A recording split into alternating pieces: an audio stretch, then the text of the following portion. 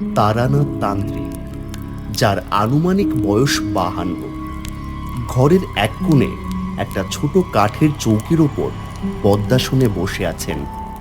তার দৃষ্টি মেঝেতে রাখা একটা হলদে হয়ে যাওয়া পুরনো ডায়েরির ওপর স্থির। তার মুখটি আলো ছায়ায় ঢাকা, চোখ দুটি গভীর চিন্তায় মগ্ন। তারানাথের হাতে কোনো কাজ নেই, তিনি কেবল নিবিষ্ট। রাত তখন গভীর, এমন সময় কেউ আসার কথা নয়। তারানাথ দরজা খুলতেই যে দুজনকে দেখল, তাদের একজন সাধন, যিনি ঘরের বর্তমান মালিক। তিনি কাঁপছেন, তার শরীর শীতে নয়, ভয়ে কাঁপছে।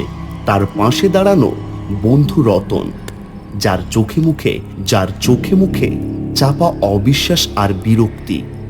রতন তার মাফলারটি শক্ত করে ধরে আছেন, যেন এই বাড়িতে আসাটা তার একদমই পছন্দ নয়। ভেতরে আসুন, এত রাতে বাইরে থাকা ঠিক নয়।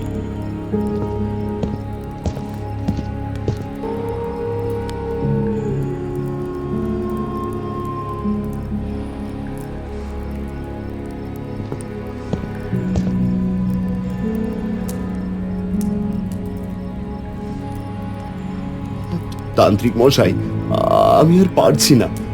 আমার জীবনটা নরক হয়ে গেছে। সেই পুরনো বাড়িতে, সেখানে। শান্ত হও সাধন, এগুলো স্রেফ পুরনো বাড়ির নড়বড়ে কাঠ আর মনের ভ্রম। আপনার রাত জেগে কাজ করার ফল।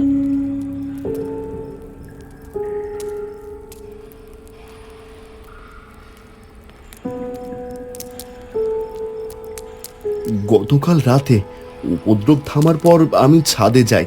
ভাঙা চিলেকোঠার এক কোণে পুরনো বাক্সের ভেতর।